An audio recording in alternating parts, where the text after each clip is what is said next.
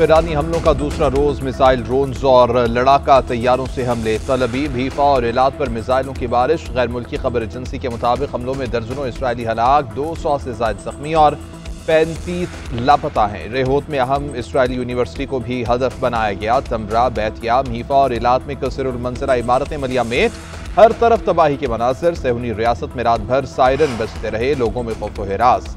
हीफा में रिफाइनरी को आग लग गई।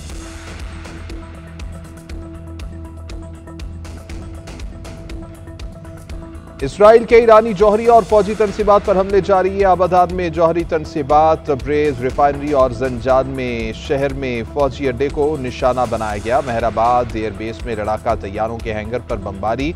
ईरान की शहरान एयर ऑयल डिपो और कुदरती गैस के 2 डिपों पर भी बमबारी। ईरानी मीडिया के मुताबिक एक drone south park gas field पर भी आकर गिरा और एक कुदरती गैस प्रोसेसिंग फील्ड फजरे जाम को वो शहर सूबे में निशाना बनाया गया। इसराइल की जानिब से अहम शख्सियात पर कातिलाना हमलों का सिलसिला भी जारी। इसराइल का 20 से ज़ायद कमांडर शहीद करने का दावा। ईरानी हुक्काम ने तेल तनसीबात को निशाना बनाना संगीन जंगी मरहला करार दे दिया। 1 घंटे में 10 इसराइली तैयारे गिराने का दावा। इसराइल का यमन में हौसी मिलिट्री चीफ को निशाना बनाने का भी दावा। कहा कि हौसी रहनुमाओं के अलावा मिलिट्री चीफ मोहम्मद अब्दुल करीम को भी शहीद किया गया। उधर अमरीका ने नेतन्याहू की ईरान के खिलाफ जंग में शामिल होने की दरख्वास्त मुस्तरद कर दी। ईरान के इसराइल के 150 अहदाफ को कामयाबी से निशाना बनाने का दावा। तल अवीव में वजारत दिफा, सनती और फौजी मराकज़ भी निशाना बने। जिन तनसीबात से ईरान और गजा पर बम बरसाए जाते हैं, उन तनसीबात को निशाना बनाया। सरबराह पासदारान इनकलाब के कमांडर जनरल अहमद वहीदी का कहना है कि अहदाफ में इसराइल के सबसे अहम फ़ज़ाई अड्डे नवातिम, अदावा और तल नौफ थे, और जहाँ इसराइली फ़ज़ाइया की कमांड और दीगर जंगी मराकज़ मौजूद थे। यही अड्डे ईरान पर हमले के इस्तेमाल हो रहे थे। इसराइल को समझ आ गया होगा कि ईरान पूरी कुव्वत से जवाब देने की सलाहियत रखता है। इसराइल को मारकर भागने की इजाज़त नहीं देंगे। इसराइल ने जंग शुरू की, तेहरान संगीन नताइज के बगैर नहीं जाने देगा। ईरानी सुप्रीम लीडर आयतुल्लाह खामनई का एक्स पर वीडियो पैगाम। कहा कि इसराइल ने ईरान पर हमले के साथ संगीन गलती का इर्तिकाब किया। ये गलती इसराइल को इसके अंजाम तक पहुंचाएगी। शौहदा का खून रायगा नहीं जाएगा। हमारी अफवाज हर तरह से तैयार है। ईरान सेहूनी हुकूमत पर फतह हासिल करेगा। सेहूनियत के लिए ज़िंदगी तल्ख बन जाएगी। वज़ीर-ए-आज़म शहबाज शरीफ की ईरानी सदर मसूद पज़ेशकियान से टेलीफोनिक बातचीत। ईरानी हुकूमत और अवाम के साथ मुकम्मल यकजहती का इजहार। इसराइल की बिला इश्तियाल जारहियत की सख्त अल्फाज में मुज़म्मत की। वज़ीर-ए-आज़म ने कहा कि ईरान को अपने दिफा का हक हासिल है। इसराइल की इश्तियाल अंगेज़ी आलमी अमन और इस्तेहकाम के लिए संगीन खतरा है। पाकिस्तान खित्ते में अमन के फ़रोग़ के लिए पूरी तरह पुरअज़्म है। वज़ीर-ए-आज़म शहबाज शरीफ और तुर्क सदर उर्ज़वान के दरमियान भी टेलीफोनिक राबिता। दोनों रहनुमाओं ने इसराइल की ईरान पर बातचीत की शदीद मुज़म्मत की। अक़वाम मुत्तहिदा और आलमी बिरादरी से इसराइली इक़दामात का फौरी नोटिस लेने का मुतालबा।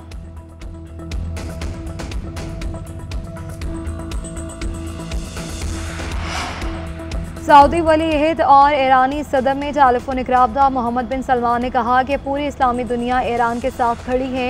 इसराइली हुकूमत ईरान से तनाज़े बढ़ाना चाहती है ताकि अमरीका जंग में शामिल हो। यकीन है कि ईरान दानिशमंदाना इक़दाम करेगा। ईरानी सदर बोले कि अमन का हदफ हासिल करने के करीब पहुँचने पर इसराइल से नाकाम बनाता रहा और ओहदा संभालने के बाद खित्ते में अमन, सलामती और इस्तेहकाम की कोशिशें की। मसूद पेशेशकियान का सऊदी अरब से मिलकर खित्ते को पुरअमन बनाने का आज़म।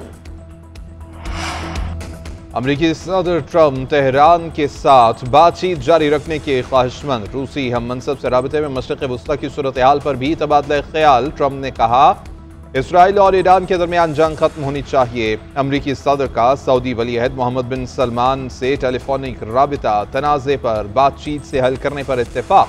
मोहम्मद बिन सलमान ने कहा कि मशरिक़ वस्ता में किसी नई जंग की कोई गुंजाइश मौजूद नहीं। ट्रम्प की कतर के अमीर से भी गुफ्तगू। ईरान इसराइल कशीदगी में कमी और सफारती हल पर गौर। बरतानवी वज़ीर-ए-आज़म का सऊदी वली अहद मोहम्मद बिन सलमान से राबिता। केयर स्टार्मर ने कहा कि बरतानिया सफारती हल निकालने के लिए इत्तेहादियों के साथ मिलकर काम करने को तैयार है। तुर्क सदर का ईरानी हमनसब और सऊदी वली अहद मोहम्मद बिन सलमान से राबिता। खित्ते की सूरत हाल पर इज़हार तशवीर। उर्दवाद ने कहा कि इसराइल खित्ते के इस्तेहकाम के लिए सबसे बड़ा खतरा है।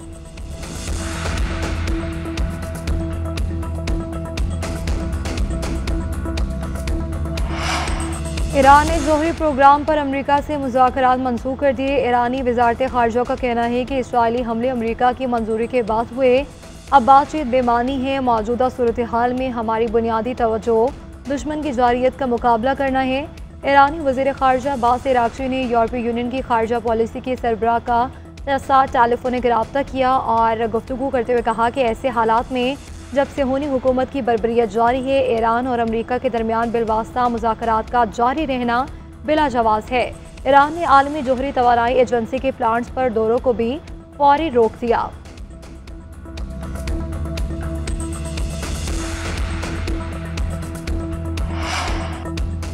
चीनी सदर ने इसराइल को ईरान पर फौरी हमले बंद करने का कह दिया। ईरानी मीडिया के मुताबिक शी जिनपिंग ने कहा कि इसराइल के ईरान पर हमलों को बंद होना चाहिए। शंघाई ताउन तंजीम की इसराइल के ईरान पर हमले की मजम्मत। बयान में कहा, इसराइल ने हमलों में ईरान की सिविलियन आबादी और जौहरी तनसीबात को निशाना बनाया। अक़वाम मुत्तहिदा में चीनी मंदूब के इसराइली हमलों की मजम्मत। उधर अक़वाम मुत्तहिदा के सेक्रेटरी जनरल का भी ईरान और इसराइल में कशीदगी पर कमी पर जोर।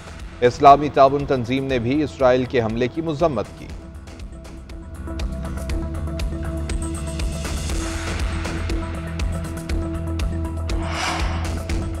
इसराइली वज़ीर आज़म नेतन्याहू का ईरान पर हमले जारी रखने का ऐलान। कहा कि ईरान की मिसाइल तैयारी की सलाहियत को मुकम्मल तबाह कर देंगे।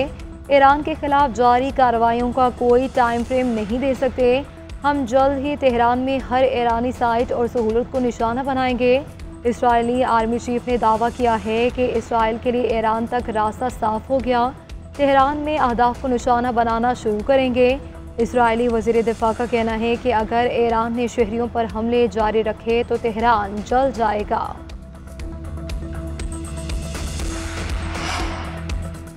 ईरान के सिर्फ एक हैकर ने सेहूनी फौज की पूरी कुव्वत को शिकस्त दे दी। सेहूनी फौज के ईरानी साइबर स्पेस पर ताबड़तोड़ हमले महज एक ईरानी हैकर ने पसपा कर दिए।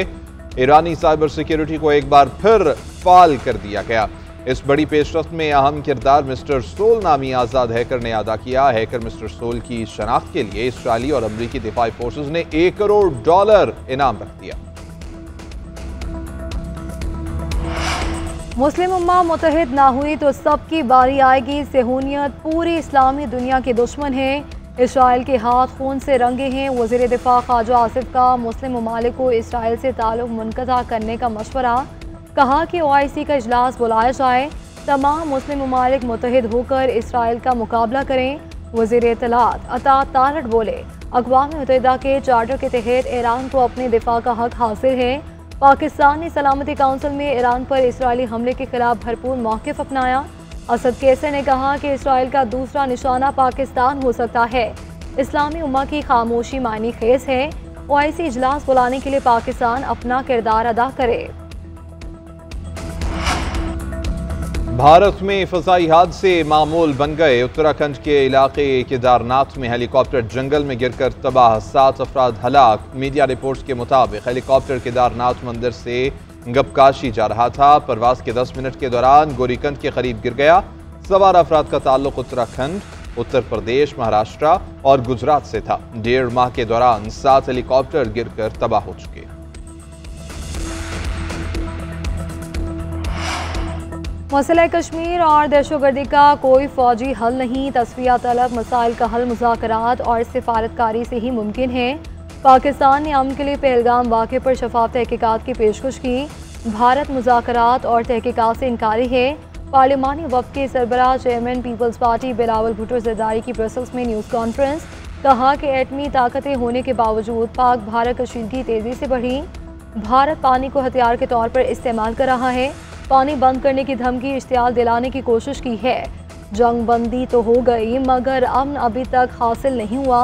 अमेरिका तस्फिया कराने में बराह रास्त शामिल रहा। तमाम आलमी बरादरी जंग बंदी के लिए मददगार रही। यूरोपीय यूनियन खिते में अमन के लिए किरदार अदा करे।